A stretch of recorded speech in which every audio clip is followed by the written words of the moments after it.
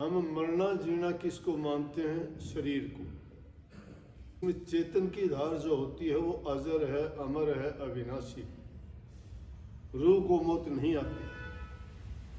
लेकिन जिस शरीर में बैठ के जो कर्म करती है तो उस कर्म की कर्जदार बन जाती है और उस कर्म को भोगने के लिए इस जीव को फिर अलग अलग ऊंची नीची योनियों में जाना पड़ता है। तो लेकिन उनमें क्या होता रहता है? उनका मरना फिर जीना, मरना फिर जीना, जीना मरना, जीना मरना, ये जन्म मरण का चक्कर चलता रहता है। उसमें चाहे पीर पैगंबर ओलिया कोई हो, चाहे उसमें सब चंद्रमा सूर्य सब कुछ आ गया, धरती आकाश, क्योंकि हर चीज का विनाश होता है।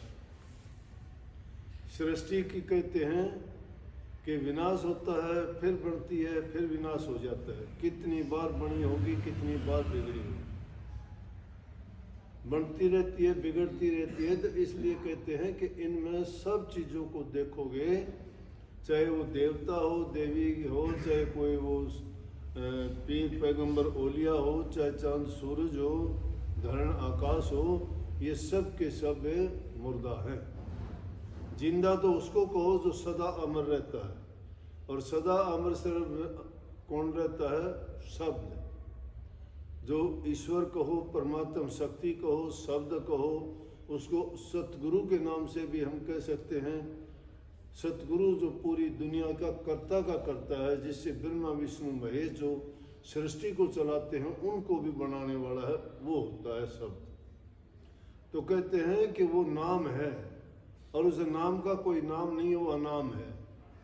कवि साहब ने कि नाम अनाम रहत है नित ही, वही नित रहता है, और दूसरा कोई तत्व नहीं रहता, कोई ऐसा अमर नहीं है। सब मरने वाले, खत्म होने वाले हैं। तो इसलिए उन्होंने कहा है कि इस भ्रम में पड़ के इस भूल में मत आओ। इसलिए पूर्ण पुरुष मुर्शिद पूरा खोज के उसकी शरण में जाके उनसे प्रीति करो, उनसे नाता प्रेम का जोड़ो, उनसे दीक्षा लो, उनसे गुरु मंत्र लेके गुरु जो तुम्हें आज्ञा देता है, जो निर्देश देता है, उसके अनुसार उस नाम की कमाई करते चलोगे तो तुम्हारे मोक्ष के द्वार खुल जाएंगे। तुम्हें वो अमरत्व प्राप्त हो जाएगा, जिसके करने से, जिसकी कमाई करने से। कमाई करने के भी तरीके बता दिए गए कि पहले उस नाम का सुमन करना पड़ेगा, ध्यान करना पड़ेगा, उसका अभ्यास करना पड़ेगा। 2 ही दिन पहले मैंने कहा था कि अभ्यास एक बहुत बड़ी चीज़ है। जो भी जिस चीज़ में मन लगा के अभ्यास करता है उसमें वो पूरी योग्यता हासिल कर लेता है।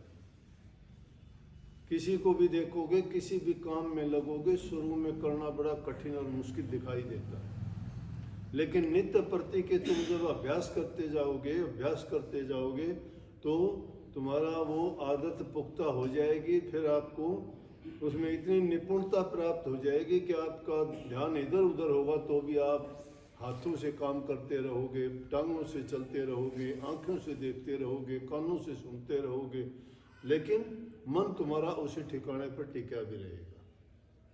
इसी प्रकार से सबसे पहले संतों ने बताया उस नाम का सुमरण करो, सुमरण का अभ्यास करो। उसका अभ्यास जब करोगे, अभ्यास करते करते करते करते तुम उसी का रूप बन जाओगे। लेकिन नाम लेके अभ्यास नहीं करते हो, इसीलिए तुम्हारी भटकना नहीं छूटती है। जो आदतें पड़ी हुई हैं वो नहीं बदलती हैं। जो हमने हमारी चीज ऐसी लगा ली है अपने जीवन में कि किसी भी कोई भी चीज़ हो, ज़रूरी नहीं कि हमने वो भाई शराब पीना विकार है, बीड़ी सिगरेट पीना विकार है, या झूठ कपट करना विकार है, मिठाई खाना भी विकार ही है। किसी की दूसरों की बात सुनना भी एक विकार है। ये सारी की सारी चीज़ें भजन करने वाले के लिए, साधक के लिए बहुत बड़ी बाधाएं हैं। कहीं नहीं कि साधारण तौर पे कितनी अच्छी बात कह दी गई, लेकिन गौर कोई नहीं करता। सुन लोगे सबके मुंह से कि तुझे पराई क्या पड़ी, अपनी आप न मेड़। इसका मतलब ये है कि तुम दूसरों की चिंता करते हो, उनकी बुराई देखते हो, उनके अवगुण देखते हो, उनके कर्मों को देखते हो। तुम्हें तो उन कर्मों को देखना ही नहीं चाहिए। दूसरे के अवगुणों की तरफ क्यों ध्यान देते हो? जो दूसरा करता है उसने तो अपने अवगुण उसने भरने हैं, लेकिन अगर तुम उसी के अवगुण देखते देखते देखोगे तो उनके अवगुण देखते देखते तुम उस अवगुण का ही रूप हो जाओगे।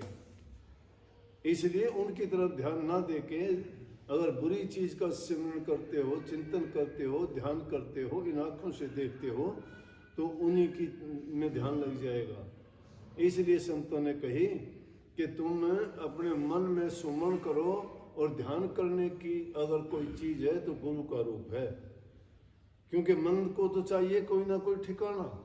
अगर गुरु के रूप का नहीं करोगे और किसी का ध्यान करेगा, तुम्हारे मन में किसी का भी कोई विचार आएगा, वो इंसान कैसा होगा, उसमें गुण कैसे होंगे, उसमें अच्छे तो गुण हैं तो ठीक है। आप महात्मा बुद्ध को याद करो, कबीर साहब को याद करो, नानक साहब को याद करो, दादू पट्टू को याद करो, तुम्हारे विचार धार्मिक होंगे। जल के देखने से शीतलता आती है, अग्नि को याद करने से गर्मी का महसूस होती है। उसी प्रकार से बुराई को देखने से बुराई पनपती है मन में, अच्छाई को देखने से अच्छे गुण पनपते हैं। अगर बुराई चीज शमशान घाट के पास से गुजरोगे तो भूत प्रेत मुर्दे याद आएंगे आपको, लेकिन अगर किसी मंदिर मस्जिद गुरुद्वारे के पास से गुजरोगे तो महापुरुषों की याद आएगी। तो एक तो और अगर और किसी बुरी जगह पर जहाँ से भी तुम कोई चीज को देखोगे जो सही नहीं है, तो वैसे ही विचार, वैसा ही तुम्हारे ख्याल मन में पक जाएगा। इसलिए हमें उन चीजों की ओर गौर करने से बचना चाहिए। जब ये बात कही कि तुझे पराई क्या पड़ी, अपनी आप नमेड़, दूसरों की तरफ देखने की बजाय अपने आप देखो, अपने अच्छा करते चलो। दूसरे को अगर तुम्हारा मित्र है, तुम्हारा अगर वो प्यारा है, अगर तुम्हारे से उनके संबंध अच्छे हैं, अगर तुम्हें लगता है कि तुम्हारे कहने से वो बात तुम्हारी मानेगा, तो उसको विचलित ना होने दो, भटकने ना दो, उसको रास्ते पे लेके आओ, उसको समझाओ। प्यार बहुत बड़ी चीज है, तन दे, मन दे, धन दे और प्यार ना दीजिए जान। अगर ये तीनों चीज दे के भी आपस का जो प्यार है उसको नहीं टूटने देना चाहिए। क्यों? ये चीजें दुनियादारी की हैं, वो चीजें तो आज हैं, कल को खत्म हो जाएगी, क्या मायने रखती है। लेकिन प्यार जो अटूट है वो एक बहुत बड़ी चीज है। प्यार का नाता अपने मन में जब रखोगे, और सबसे अच्छा नाता है गुरु के साथ का, क्योंकि गुरु ने हमें वो ज्ञान दिया है, गुरु ने हमें समझ दी है, गुरु हमारा सबसे बड़ा हितकारी है, गुरु ही हमारा कल्याणकारी है, गुरु ही हमारा अच्छा चाहता है। दूसरा किसी न किसी रूप में अच्छा, कोई लोभ के बस है, कोई लालच के बस है, कोई स्वार्थ लगा हुआ है। बिना स्वार्थ के कोई किसी से बात नहीं करता। इस दुनिया में जहाँ कहीं भी देखोगे स्वार्थ और लालच इंसान को गिराता है, और भक्ति के रास्ते में स्वार्थ और लालच को दूर रख के आ जाओ। मैं कहता हूँ कि तुम्हारा भजन बनने में देर नहीं लगेगी। लेकिन इन चीजों में तुम्हारा ध्यान होगा, भटक जाओगे। आजकल तो ये कमी क्यों आई कि हम जो है सिर्फ स्वार्थ के लिए काम करते हैं, कोई भी काम करते बिना स्वार्थ की किसी से बात ही नहीं करते।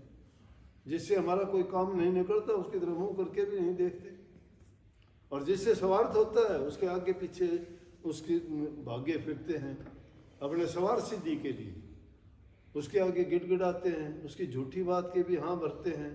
वो बुरा भला कहता है तो भी बर्दाश्त कर लेते हैं।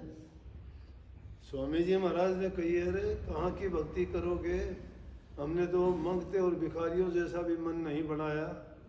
वो भीख मांगने के लिए दर पे आते हैं, तुम लाख सुनाते हो उनको, क्यों तेरे हाथ पैर हैं, कमा के क्यों नहीं खाता, तू जवान है, मेहनत क्यों नहीं करता अपनी।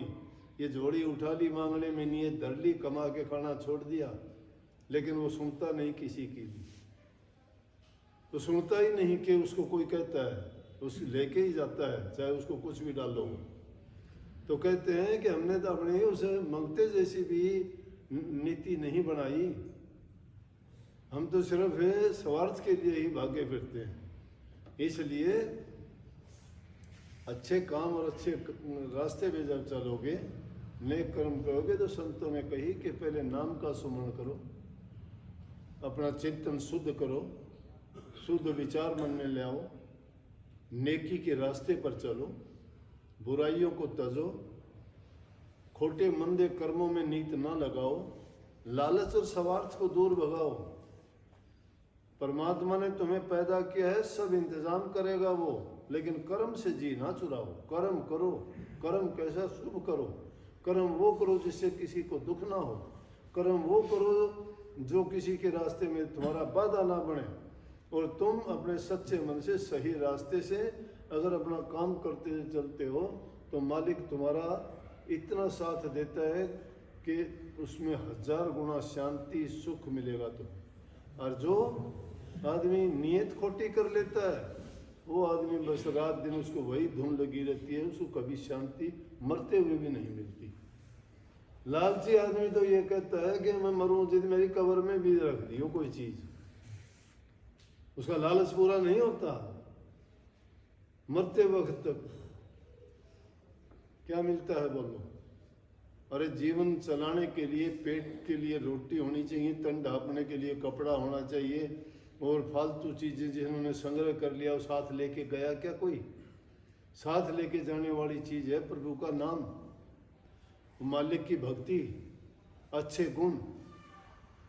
अमर तो तुम्हारे किए हुए कर्म रहेंगे। यहाँ नेक काम करते हो, तुम्हें लोग सदियों तक याद रखते हैं। जिनमें कोई रूप नहीं था, गुण नहीं था, कोई धन नहीं था, उनको आज भी याद करते हैं। भिलनी के पास क्या था? वो तो रूप की भी कुरूप थी, उसको तो 2 रोटी नहीं थी, जंगल में ऋषियों का जो है जूठा कूठा खाती थी प्रसादा। रूप उसका नहीं, धन उसके पास नहीं, कर्म उसके बेचारी के कैसे थे, और उसके खाने तक अन्न नहीं था, लेकिन आज भी उसका नाम क्यों लिया जाता है? सिर्फ प्रभु के गुण गाए, मालिक को याद किया। और जब जिसको याद किया उसने ऐसा अभ्यास किया कि गुरु ने कहा था कि श्री रामचंद्र जी तेरे पास आएंगे, उसी का सुमरण कर लिया कि श्री रामचंद्र जी आएंगे। कितनी खुशी से, कितने आनंद से कुटिया को बुहारती है, रोजाना लिपा पोती करती है पानी से ही। कच्ची कुटिया है, झोंपड़ा है, उसमें क्या करना है? जंगल से फूल ला के कांटेदार झाड़ियों के ही फूलों से सजाती है, अच्छे फूल नहीं है वहाँ। खाने के लिए क्या दूंगी? प्रसाद किस चीज़ का भोग लगवाऊंगी? श्री रामचंद्र जी आएंगे।